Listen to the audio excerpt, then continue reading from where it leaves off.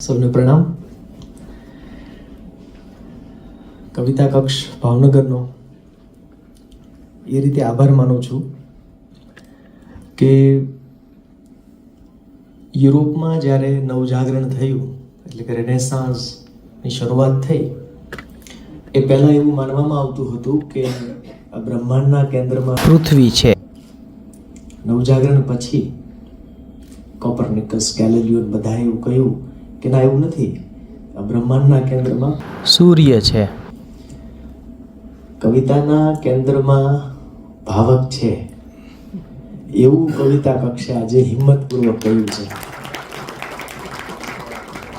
એટલે એમનો આભાર. મને ગમતા કાવ્યોમાં આજે હું તમારી સાથે વિશ્વ કાવ્યોના કેટલાક ફૂલો લઈને આવ્યો છું.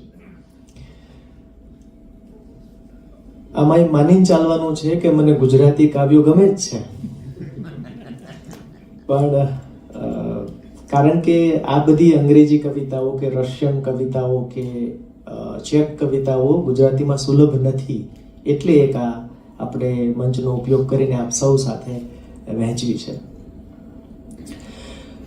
આમ કોઈને પણ પૂછવામાં આવે કે તમને કવિતા કેમ ગમે છે, એટલે બહુ અઘરો સવાલ છે, કારણ કે દરેકના કવિતા ગમવાના કારણો દરેક વખતે જુદા જુદા હોઈ શકે, એવું મારું પણ છે.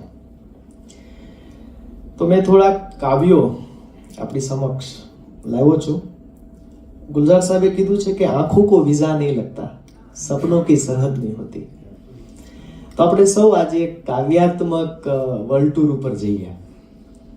મેં દરેક બે દેશ વચ્ચેના કિલોમીટર અમસ્થા ગણ્યા છે, એટલે આજે આપણે જે પોએટિક વર્લ્ડ ટૂર કરવાના છીએ એ કુલ કિલોમીટર 96,603 છે.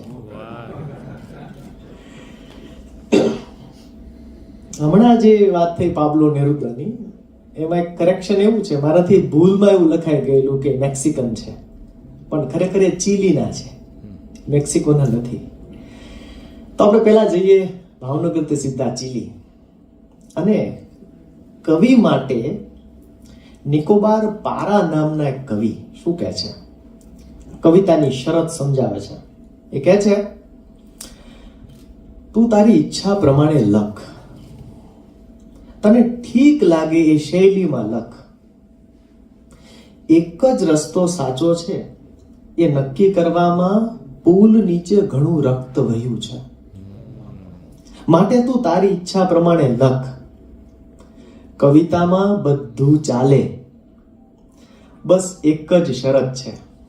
શરત સાંભળવા જેવી છે. બસ એક જ શરત છે, આ કોરું પાનું બેઠું થવું જોઈએ. બસ એક જ શરત છે. ચીલીનો કવિ આપણને કહે છે કે કોરું પાનું બેઠું થવું જોઈએ. ચીલીથી ફ્રાન્સ 11,702 કિલોમીટર છે, અને ફ્રાન્સનો આ કવિ જે છે ઝાક પ્રિવર્ટ નામનો કવિ, આ કવિ પણ આપણને સર્જનાત્મકતાની આસપાસ કેવી રીતે જવું, કેવો ઠહેરાવ લાવવો, એનું એક રૂપક કાવ્ય બહુ સરસ આપે છે. મને બહુ ગમ્યું છે આ કાવ્ય. એ કહે છે, પહેલા ચિત્રો એક પાંજરું જેનું બારણું ઉઘાડું હોય, પછી આળખો કશુંક રૂપાળું, સાદું ને સુંદર જે પંખી માટે ઉપયોગી હોય, પછી કેનવાસને કોઈ બાગ, ઝાડીમાં કે જંગલમાં એક વૃક્ષ પડછે મૂકો,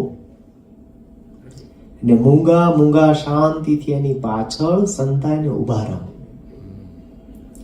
ક્યારેક પંખી તરત આવી જાય છે, ક્રિએટિવ સ્પાર્ક ક્યારેક તરત આવી જાય, પણ એવું બને કે આવવાનો નિર્ણય કરતા વર્ષો લાગી જાય. હામ હારવી નહીં, રાહ જોવી. વર્ષો સુધી રાહ જોવી પડે તોય જોવી. વળી પાછી શરત કે છે, ચિત્રની સફળતાને પંખીના તરત કે મોડા આવવા સાથે કશો સંબંધ નથી. જ્યારે પંખી આવે, કાઉન્સમાં જો આવે તો, જ્યારે પંખી આવે જો આવે તો ત્યારે ઊંડું મૌન જાળવજો. એ પિંજરામાં પ્રવેશે ત્યાં સુધી ધીરજ રાખજો. અને પછી એ પેસે કે તરત જ પીંછીના એક નાજુક લસરકાથી બારણું બંધ કરી દો. હવે એક પછી એક પિંજરાના બધા સળિયા ચિત્રો. જોજો, પંખીના એક પણ પીંછાને અડી જવાય નહીં. પછી વૃક્ષનું ચિત્ર દોરો, જેમાં પક્ષીને બેસવા માટે ખાસ એક સુંદર ડાળ હોય. લીલીછમ વનસ્પતિ, તાજી માજી હવા અને સૂર્યની સ્વર્ણ રજ દોરો. ગ્રીષ્મના આતપમાં ઘાસમાંના જંતુઓનો ગણગણાટ ચિત્રો. હવે તમે પંખીના ગાવાની રાહ જુઓ. કવિતા સફળ ક્યારે થાય છે? હવે તમે પંખીના ગાવાની રાહ જુઓ. જો તે ગાય નહીં તો એ અશુભ સંકેત છે ચિત્ર ખરાબ હોવાનો. પણ જો ગાવા માંડે તો શુભ ચિહ્ન છે. એ સૂચવે છે કે હવે તમારા ચિત્રમાં તમે સહી કરી શકો છો. એટલે પેલા ના પડેથી પક્ષીને અડવાનું નથી. એટલે હળવેકથી પંખીનું પીછું ખેંચી કાઢી ચિત્રના એક ખૂણામાં તમારું નામ લખી દો. કેટલું ઊંચું એને બહાર આપ્યો છે કે ત્યાં સુધી આપણે લખવાનું નહીં, આનો કવિ હું છું, ત્યાં સુધી તો જોખમ જ છે. ત્યાંથી રશિયા 6117 કિલોમીટર. અને હવે જે કવિયત્રી આવે છે એ કવિયત્રી સાથે મેં મારી પત્નીને કહ્યું કે એની ઉંમર અત્યારે 61 વર્ષની છે, પણ મને એના પ્રત્યે કુણી લાગણી છે. 2011માં મને પહેલો પરિચય થયો. એનું નામ છે વેરા પાવલવા. આમ તો વનો ફ થાય છે રશિયામાં, એટલે પાવલવા એમ બોલવું જોઈએ. બહુ જ સુંદર કવિયત્રી છે. એનો પરિચય થયો એની ડાયરીથી. કવિઓ પોતાની ડાયરી લખે તો કેવી લખે? એ ડાયરીનું નામ છે હેવન ઇઝ નોટ વર્બોસ. અને ડાયરી વાંચતા તમને એમ લાગે કે તમે કંઈક કમલાદાસને વાંચો છો કે અમૃતા પ્રીતમને વાંચો છો. બહુ જ સુંદર, બહુ નાની નાની કવિતાઓ લખે છે. એટલે એને પૂછ્યું પત્રકારો, તમે આટલી નાની નાની કવિતા કેમ લખો છો? એટલે એને કહ્યું કે હું ઈચ્છું છું કે કવિતા બાળકના હાથ ઉપર મૂકી શકાય. અને એને રશિયાનો જ્ઞાનપીઠ એવોર્ડ મળેલો છે. એટલે એની જાહેરાત થઈ એટલે આ વેરા ગઈ એની દાદીમા પાસે કે બા મને એવોર્ડ મળ્યો. એટલે એની દાદીમાએ જરાક એને કીધું કે તને એવોર્ડ મળ્યો તો મારે હવે રશિયાના કવિતાના સ્ટાન્ડર્ડ વિશે વિચારવું પડશે. એની ડાયરીમાં એને ચેખવ વિશે લખ્યું છે, બહુ સરસ. હવે આ બેન હજી જીવે છે, 61 વર્ષના છે. ક્યાં ચેખવ? એને એમ કહ્યું, there is something marital about my liking for Chekhov. ચેખવ મને કંઈક જુદી રીતે ગમે છે. આ વેરા કહે છે, હા શબ્દ આટલો ટૂંકો કેમ હોય છે? હા શબ્દ આટલો ટૂંકો કેમ હોય છે? એ તો સૌથી લાંબો અને સૌથી મુશ્કેલ હોવો જોઈએ, જેથી તમે ક્યારેય કોઈને તરત ના કહી શકો. અને તમારે એટલું બધું વિચારવું પડે કે તમે હા કહેતા પહેલા જ વચ્ચે અટકી જાઓ.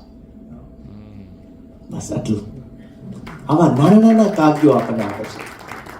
બહુ સરસ. એનું બીજું કાવ્ય અગેન કવિઓ માટેનો શું કહે છે? આ કવિતાઓ લખતા લખતા મારી હથેળીમાં કાગળથી ચીરો પડ્યો. આ કવિતાઓ લખતા લખતા મારી હથેળીમાં કાગળથી ચીરો પડ્યો ને એ ચીરાએ મારી જીવન રેખા લંબાવી દીધી. હજી એક વાક્ય બાકી છે. ને એ ચીરાએ મારી જીવન રેખા લંબાવી દીધી લગભગ 1/4. એટલે મને એમ લાગે છે કે આ હોલમાં જેટલા કવિઓ બેઠા છે જીવન રેખા લંબાઈ શકે. શરત એટલી છે કે હાથમાં ચીરો પડવો જોઈએ, એટલી તીક્ષ્ણ હોવી જોઈએ.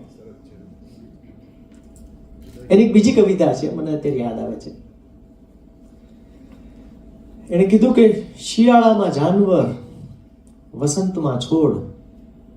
શિયાળામાં જાનવર, વસંતમાં છોડ, પાનખરમાં પર્ણ, બાકીના સમયમાં હું સ્ત્રી હોઉં છું. એક એની બીજી કવિતા છે કે હું એકદમ ટાઈટ દોરડા ઉપર ચાલી રહી છું, પડી ન જાવ એટલે 2 હાથમાં એક બાળક લીધું છે. બહુ સુંદર કવિતા.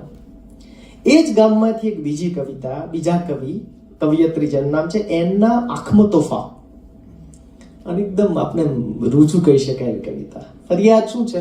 પણ પછી એણે આંગળીના કોરા હોઠ ફૂલને અડાડ્યા. બોલો, પછી એણે આંગળીના કોરા હોઠ ફૂલને અડાડ્યા. બોલો, તમે મને કહો કે માણસે આમ ચુંબન કરવાનું હોય એ જવા દો. તમે મને કહો માણસે આમ ચુંબન કરવાનું હોય એ જવા દો. તમે મને કહો તમે કેમ ચુંબન કરો છો? જો કવિને આ કોરક સામે વાંધો છે. આવું કોરું ના ચાલે. વાલ તો ભીનું ભીનું હોવું જોઈએ. રશિયાના બહુ બધા લેખકો, એમાંનો એક કવિ, લેખક, નોબેલ પારિતોષિક વિજેતા જેનું નામ બોરિસ પાસ્તરનાક, ડોક્ટર ઝિવાગો નામની નવલકથા આપણને આપી. એનું એક વાક્ય છે જે આમ બધા કાવ્યને લાગુ પડે એવું છે. એણે એમ કીધું, to name is to destroy, to create is to suggest, to suggest is to create. કે કોઈનું પણ નામ પાડો ને એટલે વસ્તુ મરી જાય, પણ તમે એનો ઈશારો કરો એટલે જીવતી થાય.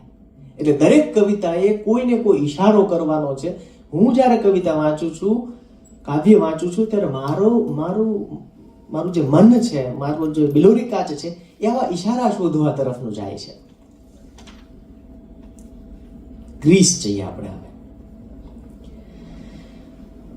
આ કવિતાનો અનુવાદ મેં વાંચ્યો ટોપીવાળા સાહેબનો.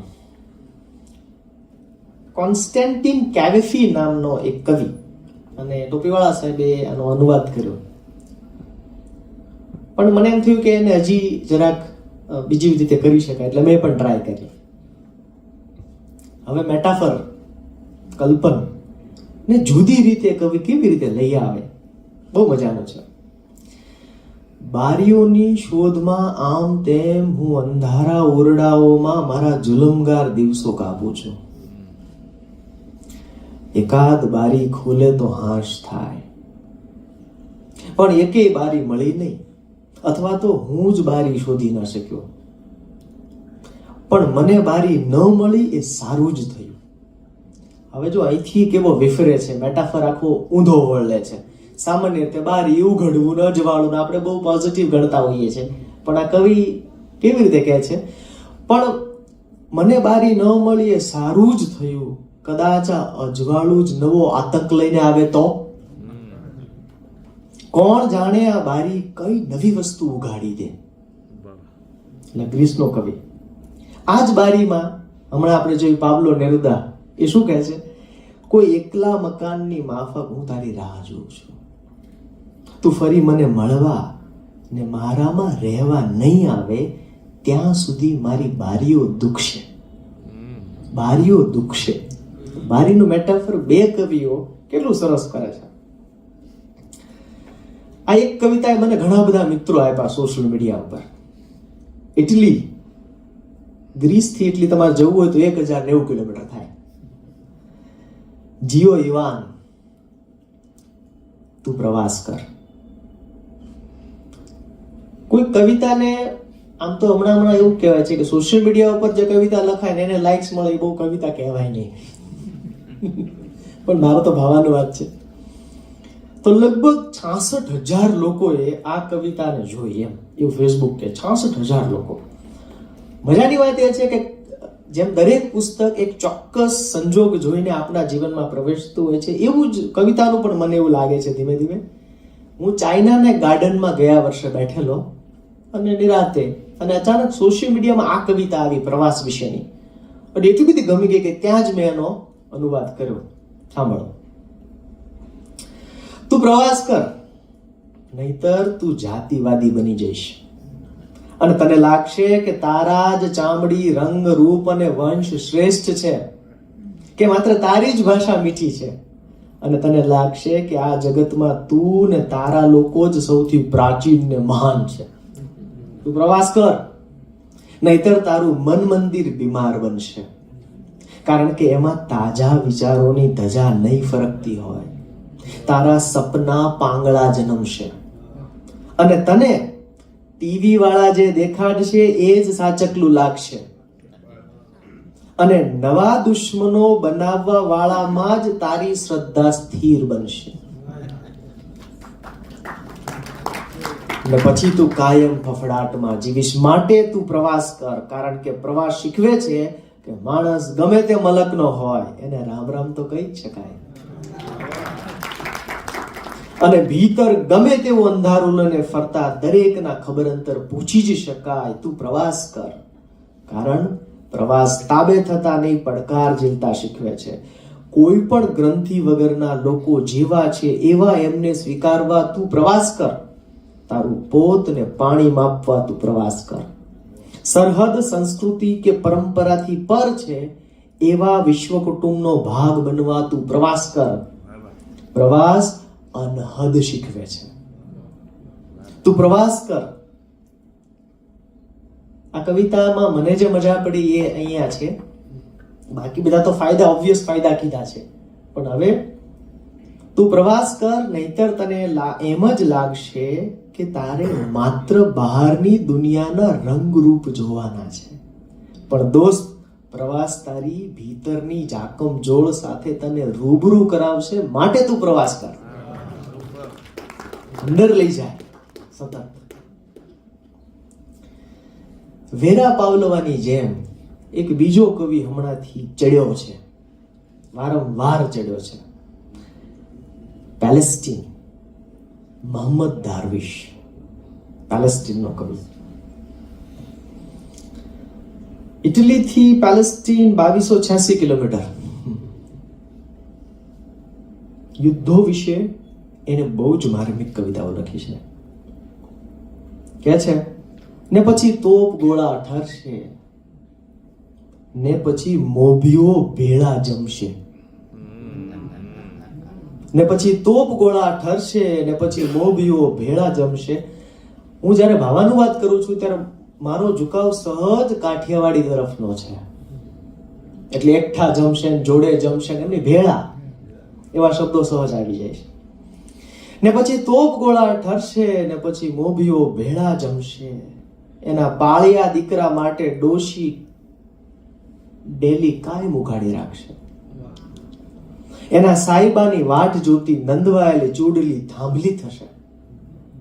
એના શૂરવીર બાપની રાહમાં ને રાહમાં બાલુડા મોટા થશે. રામ જાણે કોણે અમારું ફળિયું વેચી નાખ્યું, પણ બદલામાં જેણે જીવતર ચૂકવ્યા છે ને એને ઓળખું છું. બહુ જ એમ આપણે હલાવી નાખે એવી કવિતા. નાનકડો ટુકડો મોહમ્મદ દારવિશ કે છે, એણે પૂછ્યું હવે ક્યારે મળશું? મેં કહ્યું યુદ્ધ પૂરું થાય ત્યારે. એણે પૂછ્યું અને યુદ્ધ ક્યારે પૂરું થશે? મેં કહ્યું આપણે મળીએ ત્યારે. જે પેલું પંખીની વાત હતી ને, સાદું રૂપાળું સરળ કંઈક દોરો, આટલું જ. એટલું સરળ એમ સોસરવું નીકળી જાય. એની ત્રીજી કવિતા થિંક ઓફ અધર્સ, બીજાનો વિચાર કરજે. એક જાણે હોમવર્ક આપ્યું છે, માણસ બનવા માટેનું હોમવર્ક. કે છે પરોઢીએ શિરામણ બનાવતા તું બીજાનો વિચાર કરજે હો. આમ જો પારેવાને ચણ નાખવાની બાકી છે. યુદ્ધ ખેલવા જાય ત્યારે તું બીજાનો વિચાર કરજે. જેને શાંતિ સિવાય કંઈ ખપતું નથી એને ભૂલીશ નહીં હો. પાણી વાપરતી વખતે તું બીજાનો વિચાર કરજે. વાદળ સિવાય જેની પાસે બીજો કોઈ કૂવો નથી એને ધ્યાનમાં લેજે. વાદળ અને કૂવો. તારે ઘર તો છે, એટલે ઘેર પાછો ફરે ત્યારે તું બીજાનો વિચાર કરજે. છાવણીઓમાં રહેતા મનુજોને તો ઘર જ. પથારીમાં નિરાતે તારોડિયા ગણતા તું બીજાનો વિચાર કરજે. કેટલાયના નસીબમાં પથારી જ નથી. હવે કવિઓને તું કવિતા રચીને મોજ માણે ત્યારે બીજાનો વિચાર કરજે હો. તું કવિતા રચીને મોજ માણે ત્યારે તું બીજાનો વિચાર કરજે હો. જગતમાં એવાય છે જેના અવાજ દબાવી દીધા છે. વળી પાછું તું પ્રવાસ કરની જેમ છેલ્લી લાઈનમાં જે વળ ચડાવે છે, બહારના બીજાનો વિચાર કર ત્યારે તું તારી જાતનો વિચાર કરજે.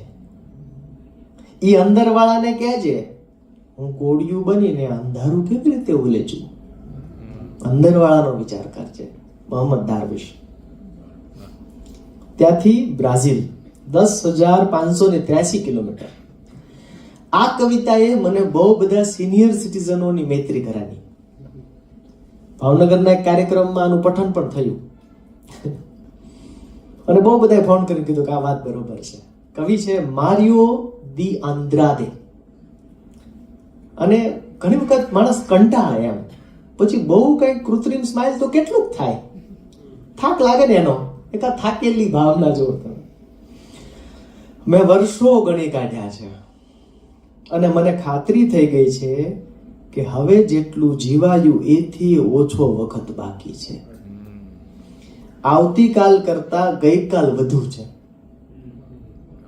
મારી હાલત એવા બાળક જેવી છે જેને ડબ્બો ભરીને પીપરમિન્ટ મળી હોય. પહેલા તો એને મોજમાં ખાધી, પણ જેવી ખબર પડી કે હવે થોડીક જ બાકી છે એટલે એને હવે વધેલી પીપરમિન્ટ માણવી છે. મારી પાસે વેવલા વેડા માટે સમય નથી. જ્યાં અહંકારો ટકરાયા કરે છે, નિયમો, ધારાધોરણો અને પ્રક્રિયા પર પીંજણ કરીને પણ આખરે કશું જ નક્કર કાર્ય થતું નથી, એવી મીટિંગમાં હવે જવું નથી. હવે ચાલાક અને તકવાદીઓ સહન નથી થતા. બોલવાને બદલે બૂમો પાડે છે, સાંભળતા જ નથી આવડતું, અને જેમને મૌનનું મૂલ્ય ખબર જ નથી એવા લોકો સામે હવે ધીરજ ખૂટી છે. લાયક લોકોને બદનામ કરનાર, તેમના પદ, પ્રતિષ્ઠા, સિદ્ધિઓ, અરે ભાગ્યને પણ પડાવી લેવાની લાલસા રાખનાર ઈર્ષાળુથી હવે ત્રાસ થાય છે. ઉંમર વધવા છતાં જેને અક્કલ નથી આવી એવા ગાંડાલાલોને સહન કરવાનું ધૈર્ય હવે નથી. અસલ વાત છોડીને જે લોકો માત્ર લેબલની જ માંડે છે, એવા લેબલની ચર્ચા માટે મારી પાસે સમય નથી. એટલે તો મારે અસલ સાર જોઈએ છે, કેમ કે મારા આત્માને ઉતાવળ છે. હવે મારા ડબ્બામાં બહુ પીપરમિન્ટ વધી નથી. મારે તો માણસ કહી શકાય એવા લોકો જોડે રહેવું છે, જેઓ પોતે ખાધેલી ઠોકર પર હસતા હોય. અને એવા લોકોથી દૂર રહેવું છે. આ મને બહુ ગમે છે. કેવા લોકોથી દૂર રહેવું છે? જેઓ પોતાની સિદ્ધિઓની બીમારીમાં સપડાયા હોય અને આપ વડાઈમાં જ ડૂબેલા હોય. આય મી ઓર આમ.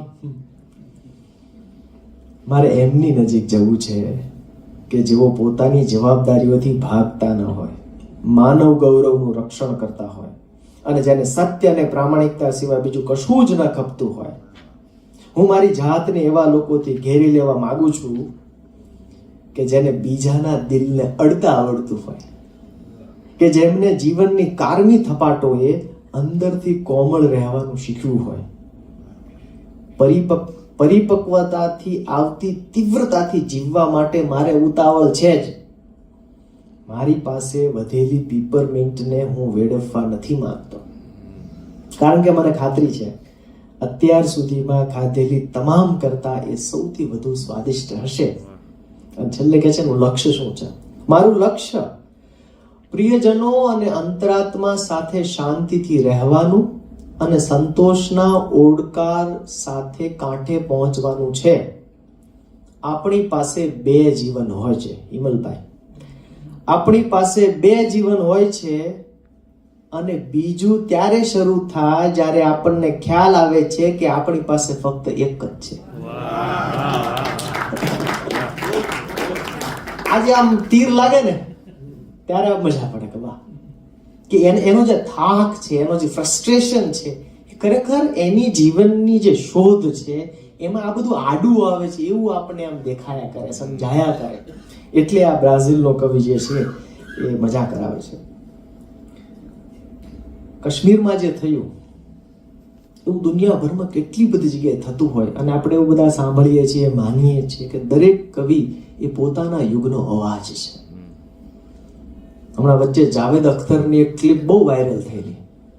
એણે કીધેલું કે તમે સેવ ટાઈગર એવા અભિયાન સાંભળ્યા હશે, પણ સેવ ફિશ એવું કઈ સાંભળ્યું છે? કેમ? કારણ કે ફિશ અવાજ નથી કરી શકતી. એ કાંટો લાગે છે ને બહાર કાઢો એટલે ફિશ મરી જાય, માછલી મરી જાય. એને વોકલ કોર્ડ્સ નથી. જાવેદ સાહેબે કીધું કે કવિઓ સમાજના વોકલ કોર્ડ્સ છે. તો તમને ખબર પડે. તો હવે હંગેરીનો આ કવિ છે, એટલે બ્રાઝિલથી હંગેરી 9,813 કિલોમીટર. આ વગર વિઝાની આપણી યાત્રા ચાલે છે. આંખો કો વિઝા નહીં લગતા. નિકોલસ રાડનોતી નામનો કવિ. આ કવિની એક બીજી કવિતા પણ છે જેમાં હું નથી લાવ્યો, પણ એ કવિતાની વિશેષતા એ છે કે એણે માફી માંગી છે, ભાવકની માફી માંગી છે. કવિએ એમ કીધું છે કે મારે જે કહેવાનું હતું હું કહી શક્યો નહીં, મને માફ કર ભાવક. કેટલી સરસ વાત! એનો વિચાર જ અદભુત છે. હવે એનો પસ્તાવો છે કે કેવા સમયમાં જીવો. આપણે કાશ્મીર વારંવાર યાદ આવશે. આપણે આપણા સમયથી આ લખાય છે 1946માં કવિતા, પણ તમે જો આજની હોય એવું લાગશે. આ પૃથ્વી પર હું એવા યુગમાં જીવો કે જેમાં માણસ એટલી હદે નીચે ગયો કે માત્ર આનંદ ખાતર હત્યા કરતો. જુઠ્ઠાણામાં રહેલી એની શ્રદ્ધાએ એને ભ્રષ્ટ બનાવ્યો. એમના જીવનનો મુખ્ય હેતુ આત્મ છેતરપિંડી હતો. એના જીવનનો એકમાત્ર હેતુ આત્મ છેતરપિંડી હતો. હું એવા યુગમાં પૃથ્વી પર જીવો કે જેમાં ચોર, મવાલી અને ખૂનીઓની વાહવાત હતી. જે લોકો આ ટોળીમાં ભળવા તૈયાર નહોતા અને મૂંગા હતા, એમને જાણે કે ચેપી રોગ થયો હોય એમ ધિક્કારવામાં આવતા. હું એવા યુગમાં પૃથ્વી પર જીવો કે જેમાં સાચું બોલવા માટે ભૂગર્ભમાં જવું પડતું અને એની શરમથી પોતાના હાથ કરડી ખાવા પડતા. બે મુશ્કેલી છે, ભૂગર્ભમાં જવું પડવું ને એની શરમ લાગવી. પાગલ અને જંગલી દેશ, કાદવ અને રક્તથી ખરડાયેલ પોતાના ભાવિ તરફ અટ્ટહાસ્ય કરતો. હું એવા યુગમાં પૃથ્વી પર જીવો કે જેમાં સ્ત્રીઓ ખુશી ખુશી ગર્ભપાત કરાવતી. જીવિત લોકો કબરોમાંની લાશોની ઈર્ષા કરતા. વળી એમના જ ટેબલો પર પ્યાલાઓમાંથી ઝેર ઉછાળા ભરતું. અને હવે બધા કવિઓને જબરજસ્ત તમાચો મારે છે. છેલ્લો અંતરો. હું એવા યુગમાં પૃથ્વી પર જીવો કે જેમાં ઈસુ આવીને બધું કરશે એવી અપેક્ષાએ કવિઓ મૂંગા રહેતા. હા, હું એવા યુગમાં પૃથ્વી પર જીવો કે જેમાં કવિઓ મૂંગા રહેતા. Poets are the vocal chords of society. કવિઓ સમાજનો વોકલ કોર્ડ છે. સામાન્ય રીતે વિશ્વ કવિતાની વાત થાય એટલે મેં જે કવિતાઓ કહી તમને, યુરોપની, ઇટલી, ફ્રાન્સ, જર્મની, એ જ બધી વાત આવે. ચાઇનાની કવિતા યાદ આવે તો હું ચાઇનાનું આર્ટ મ્યુઝિયમ જોવા ગયેલો. 757માં એક કવિતા લખાણી. 757માં વ્યંગ્ય કાવ્ય. તમને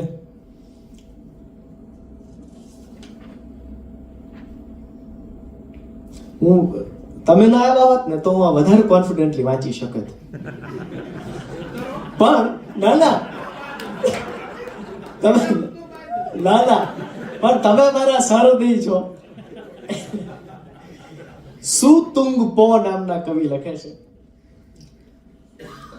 બાળક જન્મે એટલે પરિવાર વિચારે કે આ બુદ્ધિશાળી થાય તો સારું, પણ મેં બુદ્ધિના કારણે મારી જિંદગીની પથારી ફેરવી નાખી છે. એટલે હું એક જ પ્રાર્થના કરું છું કે મારો દીકરો અજ્ઞાની ને મૂર્ખ રહે. કેમ કે તો જ એ મંત્રી બનીને જિંદગી જીતશે. 757 ચાઇના 757. એક બીજી ચાઇનામાં લી માઉન્ટ નામનો પર્વત છે, એના ઉપર લખાયેલી કવિતા, લગભગ 1000 આસપાસ લખાયેલી કવિતા.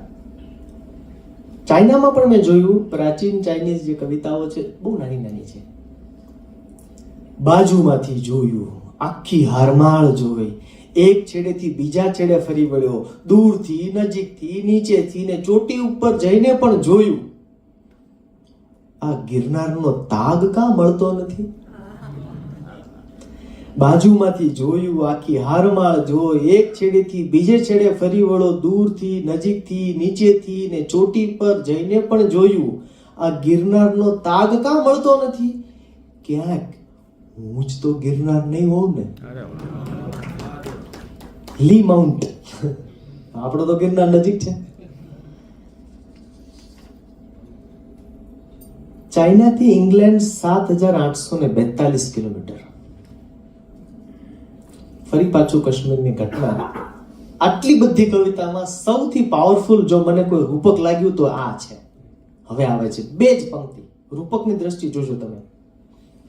ગેવિન એવર્ટ, આનો અનુવાદ ભાનુ શાહે કરેલો છે. ઓકે. ઓરડાના કદના રંગીન ફુગ્ગાની જેમ. વિઝ્યુલાઇઝ કરો, ઓરડાનો કદ છે, રંગીન ફુગ્ગો છે. હવે આગળ શું આવે ને આપણે કલ્પના જ ના કરી શકીએ. અને જેને પાછળથી કોઈ બરાબર મારે ને ઘા એવો છે. ઓરડાના કદના રંગીન ફુગ્ગાની જેમ માણસ ધર્મને ફાટી જાય ત્યાં સુધી ફૂલાવે છે. જો ઓરડાના કદના રંગીન ફુગ્ગાની જેમ માણસ ધર્મને ફાટી જાય ત્યાં સુધી ફૂલાવે છે. એટલે એને ગોળી ચલાવતા જીવ ધર્મને ફાડવો છે. હવે શું કરશે? પણ કેટલું સરસ એને બનાવ્યું કે એક તો એને ધર્મની સાઈઝ કહી દીધી આપણે, આટલો છે ભાઈ, આમાં તમારે રમવાનું છે.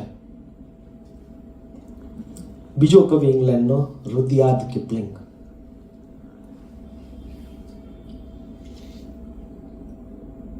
જ્યારે સૌ તમારા પર શંકા કરતા હોય, જ્યારે સૌ તમારા પર શંકા કરતા હોય ત્યારે તમે તમારી જાત પર વિશ્વાસ મૂકી શકો. વળી પેટા શરત. બધા શંકા તો કરે છે. પેટા શરત શું છે? એમની શંકાઓ સાચી પણ હોઈ શકે એ શક્યતા પણ સ્વીકારી શકો. જ્યારે તમે રાહ જોઈ શકો અને જોતા થાકો નહીં. જ્યારે તમારા વિશેના જૂઠ સાંભળતા થાકો નહીં અને એમાં જોડાવ નહીં. જ્યારે તમને નફરત મળતી હોય તો પણ તમે કોઈને ધિક્કારો નહીં. જ્યારે તમે સપનાઓ જોઈ શકો પણ એમને માથે સવાર ન થવા દો. જ્યારે તમે વિચારી શકો પણ વિચારોને તમારું અંતિમ ધ્યેય ન બનવા દો. જ્યારે તમે જય અને પરાજયનો સામનો કરી શકો. હવે ચોટકો ભરે. જ્યારે તમે જય અને પરાજયનો સામનો કરી શકો અને બંને ઢોંગીઓને સમાન ગણી શકો. જય અને પરાજય, સ્થિત પ્રજ્ઞા. જય અને પરાજય બંને ઢોંગી છે. જ્યારે તમે ટોળાની વચ્ચે ઊભા રહીને પણ તમારા મૂલ્યો અખંડ રાખી શકો. જ્યારે તમે રાજા મહારાજાઓની વચ્ચે રહો પણ સામાન્ય માણસનો સાથ ન છોડો. unto this last. જ્યારે તમને દોસ્ત કે દુશ્મન દુઃખ ન પહોંચાડી શકે. જ્યારે બધા તમારી સાથે હોય પણ વધુ પડતા નહીં. જ્યારે કોઈ અક્ષમ્ય ઘડીથી તમે થોડા દૂર ઊભા રહી શકો. ત્યારે, કેટલું લાંબુ વાક્ય છે, જ્યારે જ્યારે જ્યારે જ્યારે જ્યારે એટલું કરો તો શું થાય? જ્યારે કોઈ અક્ષમ્ય ઘડીથી તમે થોડા દૂર ઊભા રહી શકો ત્યારે આ પૃથ્વી અને એમાં રહેલું સઘળું તમારું બનશે અને એથી આગળ તમે માણસ બનશો. કેટલો સરસ સિલેબસ છે આ. આટલું કરવાનું નહીં. કેટલું બધું આપણી સ્પિરિચ્યુઆલિટીની નજીક છે. એવી જ બીજી કવિતા ઇંગ્લેન્ડના જ કવિ વિલિયમ અર્નેસ્ટ હેનલી, જે ગઈકાલે મને લાગે છે ભાઈ સોશિયલ મીડિયા પર મૂકેલી. આ કવિતાનો ભાવાનુવાદ કર્યો ત્યારે મેં એવું લખેલું કે કોઈ આત્મહત્યા કરવા જતો માણસ હોય ને, જો આ કવિતા વાંચી લેતો એને ઘણું બધી હિંમત મળી જાય ને કદાચ ઉભો રહી જાય. એવું કહે ને, આત્મહત્યા કરનારા માણસની પગની બેડી બને તે કવિતા, એવી એક કવિતાની વ્યાખ્યા છે. એ કહે છે, ધરતીના પોલાણમાં વિસ્તરેલા કાળા ડિબાંગ અંધારા જેવી આ રાત ભલે મને ઘેરી લે, પણ આમ જુઓ તો ખરા, એની સામે ઈશ્વર કૃપાથી મારો અજેય આત્મા અડીખમ ઊભો અજવાળે છે. સંજોગોના ભરડામાં ભલે જિંદગી પીસાણી, કોઈ મેં ચીસ પાડી નથી કે નથી હું ઈદ કે ચડ્યો. ભલે નિયતિના હથોડાએ માથું લોહિયાળ કર્યું હોય, પણ મેં મારું મસ્તક નમવા નથી દીધું. દુઃખનો દરિયો હોય કે પીડાનો પર્વત, અરે ઓ ભયાનક ભૂતાવળ, તું મને ડરાવવાની, મને હરાવવાની લાખ કોશિશ કર, પણ હું તને કાયમ મળીશ અડગ અને નીડર. ભૂલો તો થાય ને ભીંસ પણ પડે, ભૂલો પણ થાય ને ભીંસ પણ પડે, પણ સાહેબ મારા નસીબનો બાદશાહ હું છું ને મારા આત્માનો કપ્તાન હું છું. કેટલી એક સ્પિરિટ છે જબરજસ્ત. આ ઇંગ્લિશ સ્પિરિટ છે. ત્યાંથી અમેરિકા 4715 કિલોમીટર છે. અગેન ભાનુશાહનો અનુવાદ છે. આ પ્રશ્નોત્તરી છે, જેમ વચ્ચે મેં કવિતા કરેલી પ્રશ્નોત્તરી વાળી, પણ બહુ જ ફિલોસોફિકલ છે અને મજા પડે એવું છે. દરેક પ્રશ્નનો જવાબ સાંભળજો. પહેલા પ્રશ્ન સાંભળીને તમે જવાબ આપવાની પણ મનમાં કોશિશ કરો અને પછી જો આનો જવાબ, કવિનો જવાબ શું છે. કવિયત્રી છે લોરા રાઇડિંગ જેક્સન. પ્રયાણ એટલે શું? ચાલવા માટે પગ હોવા તે. અંત એટલે શું? ફરી શરૂ કરવા કંઈ ન હોવું અને કોઈ ઈચ્છા ન હોવી તે, એને અંત કહેવાય. મસ્ત વન લાઇનર ડેફિનેશન્સ બધી જ. જોવું એટલે શું? અંશાત્મક જાણવું તે. બોલવું એટલે ટુકડાઓ જોડી જોડીને ઓછા કે વત્તાને આખું બનાવવું તે. ઓછા કે વત્તાને. આ બહુ મસ્ત છે. ગુપસુપ કરવું એટલે જરૂર કરતા વધારે ઝડપથી બોલવાની લાલસાને નરમ પાડવી. ગુપસુપ કરવું. રાડ પાડવી એટલે શું? જ્યાં બોલવાથી ન પહોંચી વળાય તેને પ્રચંડ બનાવવું, એને રાડ પાડવી કહેવાય. હોવું એટલે શું? નામ ધારણ કરવું. બોરિસ પાસ્તરનાક. મરવું એટલે શું? ફક્ત નામ થઈ જવું. અરે વાહ. નામથી નામ જુઓ તમે. હોવું એટલે શું? નામ ધારણ કરવું. મરવું એટલે શું? ફક્ત નામ થઈ જવું. અને જન્મવું એટલે શું? જાત શત્રુ પાસેથી અશક્યનો મુકાબલો કરતા શીખવું તે. અને હવે તમને તમ્મર ચડી જશે ને એની ગેરંટી. આશા રાખવી એટલે શું? કોઈ પણ જવાબ આપે ને એ આના જવાબની નજીક પણ ન આવે સાહેબ. આશા રાખવી એટલે જાત કરતા નબળા ઈશ્વર શોધીને પ્રાર્થના કરવી તે. જાત કરતો નબળો ઈશ્વર શોધીને પ્રાર્થના કરો અને આશા રાખવી, કે છે LoRa riding Jackson. Lebanese American કવિ ખલીલ જીબ્રાન. ભાઈ, કહેવાય છે કે દરિયામાં પ્રવેશતા પહેલા નદી ભયથી કાંપતી હોય છે. પહાડોના શિખર પરથી ઉતરીને જંગલો અને કબીલાઓ પાર કરીને લાંબા વળાંકવાળા જે રસ્તે યાત્રા કરીને આવી છે એને એ વળી વળીને જોયા કરે છે. સામે અફાટ સમુદ્ર દેખાય છે. એને લાગે છે કે આમાં પગ મૂકતા જ કાયમને માટે ઓગળીને અદૃશ્ય થઈ જવાનું છે.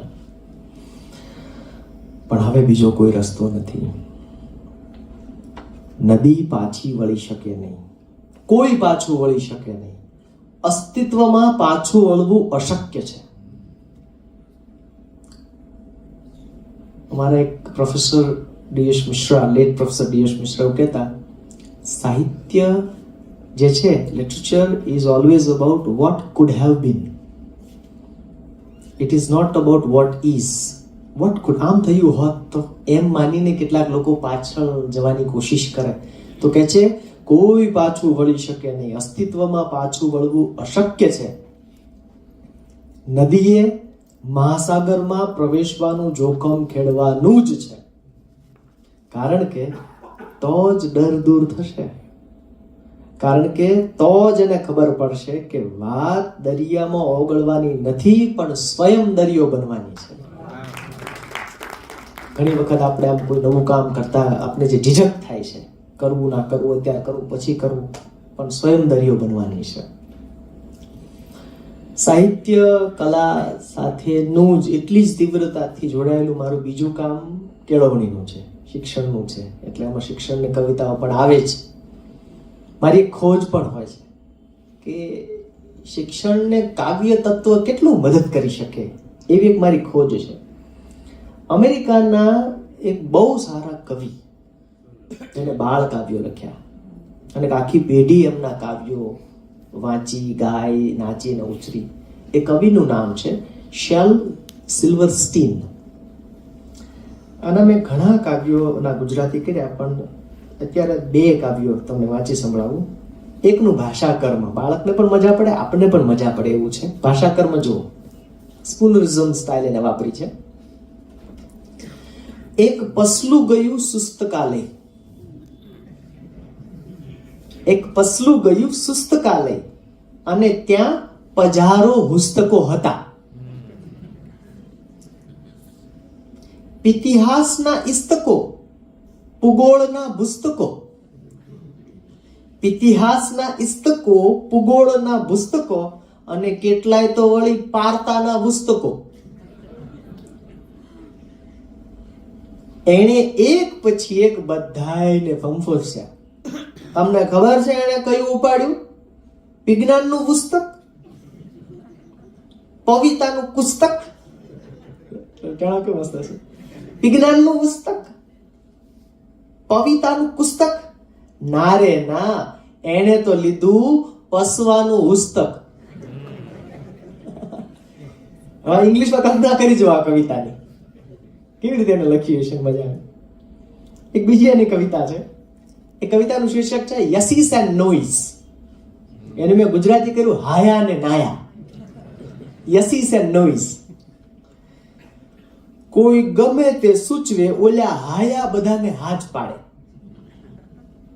અને નાયા જ્યાં સુધી વાત પાકી ન થાય ત્યાં સુધી નાયા બધાને ના જ પાડે. ગામ આખાનું ભેગું કરી કરીને હાયા બધા મરી ગયા, અને નાયા ઈ તો બીતા બીતા જ ગુજરી ગયા. ખબર નહીં કેમ મને લાગે છે જાત વિચાર્યા મસ્ત જીવી ગયા. જાત વિચાર્યા, એવો એક વિચાર કરો કેવો નાઉન ક્લોઝ બને છે, જાત વિચાર્યા. શેલ સિલ્વરસ્ટીન અમેરિકાથી ભારત પાછા આવ્યા. 13,142 કિલોમીટર. હમણાંથી જે કવિ કાયમ પડછાયામાં દેખાયા કરે છે, એ હિન્દી કવિનું નામ છે ગોરખ પાંડે. समझदारों का गीत. हवा का रुख कैसा है हम समझते हैं, हम उसे पीठ क्यों देते हैं हम समझते हैं, हम समझते हैं खून का मतलब, पैसे की कीमत हम समझते हैं, क्या है पक्ष में विपक्ष में क्या है हम समझते हैं, हम इतना समझते हैं कि समझने से डरते हैं और चुप रहते हैं, चुप्पी का मतलब भी हम समझते हैं, बोलते हैं तो सोच समझकर बोलते हैं, हम बोलने की आजादी का मतलब समझते हैं, टट पूंजिया नौकरियों के लिए आजादी बेचने का मतलब हम समझते हैं, मगर हम क्या कर सकते हैं अगर बेरोजगारी अन्याय से तेज दर से बढ़ रही हो, हम आजादी और बेरोजगारी दोनों के खतरे समझते हैं। हम खतरों से बाल बाल बच जाते हैं, हम समझते हैं। हम क्यों बच जाते हैं यह भी हम समझते हैं। हम कदम कदम पर समझौता करते हैं, हम समझते हैं। हम समझते हैं, हम समझौतों के लिए तर्क गढ़ते हैं। हर तर्क को गोल मटोल भाषा में पेश करते हैं, हम समझते हैं। हम इस गोल मटोल भाषा का तर्क भी समझते हैं। वैसे हम अपने को किसी से कम नहीं समझते हैं। हम स्याह को सफेद और सफेद को स्याह कर सकते हैं। हम चाय की प्याली में तूफान खड़ा कर सकते हैं। करने को तो हम क्रांति भी कर सकते हैं अगर सरकार कमजोर हो। करने को तो हम क्रांति भी कर सकते हैं अगर सरकार कमजोर हो और जनता समझदार। लेकिन हम समझते हैं कि हम कुछ नहीं कर सकते। हम क्यों कुछ नहीं कर सकते है यह भी हम समझते हैं। ગોરખ પાંડેની એક બીજી નાનકડી રચના, એ પણ આ બધા જે વૈશ્વિક કવિઓ છે એની બરાબર હરોળમાં મૂકી શકાય અથવા કવિતામાં તુલના શા માટે કરવી। वे डरते हैं। किस चीज से वे डरते हैं? वे डरते हैं। किस चीज से वे डरते हैं? तमाम धन दौलत, गोला बारूद, पुलिस, फौज के बावजूद वे डरते हैं। हाँ, वे डरते हैं कि एक दिन निहत्थे और गरीब लोग उनसे डरना बंद कर देंगे। એ ડર છે। જો કવિઓ મૂંગા ન રહે તો શું થાય? ગોરખ પાંડે સમજાવે છે। છેલ્લા 10-15 વર્ષમાં સાઉથની એક કવિયત્રી, એનો અવાજ બહુ મજબૂત રીતે આવે છે આપણી સામે। એ કવિયત્રીનું નામ છે મીના કંદાસામી। તમે જોજો, બહુ જ બોલ્ડ અને આક્રોશભરી કવિતા છે। એની એક કવિતા છે, એનું નામ શીર્ષક છે ફોર સેલ, વેચવા માટે। એને જે અંગ્રેજીમાં લખી છે ને એ અંગ્રેજી પણ સમજવા જશે। ગોડ નો સ્પેલિંગ GAWD કર્યો છે ને, ગાઉડ। મારી નિશાળનો એક છોકરો ખૂબ મહેનત કરે છે, ઘોંઘાટ કરે છે, પૈસા કમાય છે અને ખૂબ ધનવાન બને છે। મંદિરે જાય છે જ્યાં એના જૂના મિત્રોને પરવાનગી નથી। 2 રૂપિયાની અગરબત્તી ખરીદે છે, 5 રૂપિયાના ફૂલ અને 10 રૂપિયાનું ખરબચડું શ્રીફળ ખરીદે છે। એટલું જ નહીં, લાઈનમાં આગળ ઊભા રહેવાની જગ્યા પણ ખરીદે છે। અને 20 રૂપિયામાં તો એના માટે વિશેષ પ્રાર્થના પણ કરવામાં આવે છે। 50ની કડક નોટ આપી પૂજારી ધૂપ લઈને વિશેષ આશીર્વાદ આપવા એની પાસે આવે છે। એ ત્યાં જ ઊભો રહીને ભગવાનને તાકી રહે છે, કારણ કે પહેલી વાર મંદિરે ગયો છે। પછી તો ઈશ્વરના તાજા તાજા આશીર્વાદ મેળવીને બહાર આવીને મને પૂછે છે। હવે ખંજર। પછી તો ઈશ્વરના તાજા તાજા આશીર્વાદ મેળવીને બહાર આવીને મને પૂછે છે, લક્ષ્મી તારો ભાવ શું છે? મીના કંદાસામી। અને વારંવાર વાંચવા જેવી છે આ કવિયત્રીને। આની જે આક્રોશ છે એ સમજવા જેવો। આના બહુ બધા અનુવાદો પણ થવા જોઈએ મીના કંદાસામીના।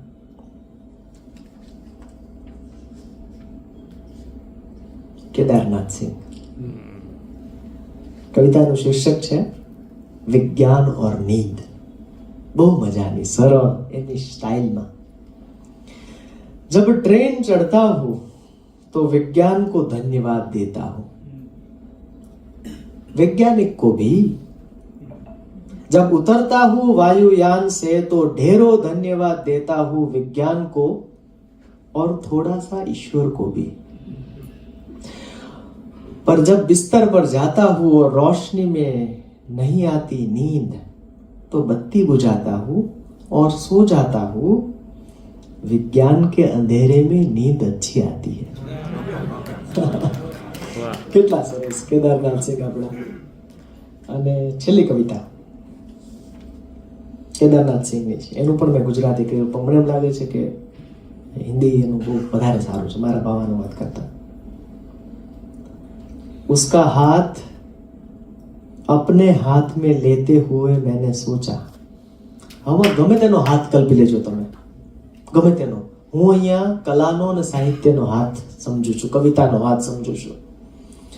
उसका हाथ अपने हाथ में लेते हुए मैंने सोचा, दुनिया को हाथ की तरह गर्म और सुंदर होना चाहिए.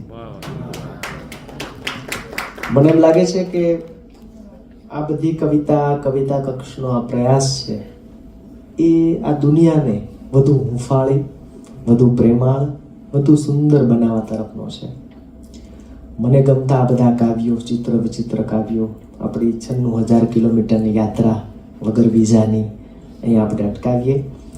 અને આપ સૌ પણ આપના ગમતા કાવ્યો વહેંચતા રહો અને એકબીજાને આપણે થોડા નાના ઘાટા કાવ્યો આંચતા રહીએ.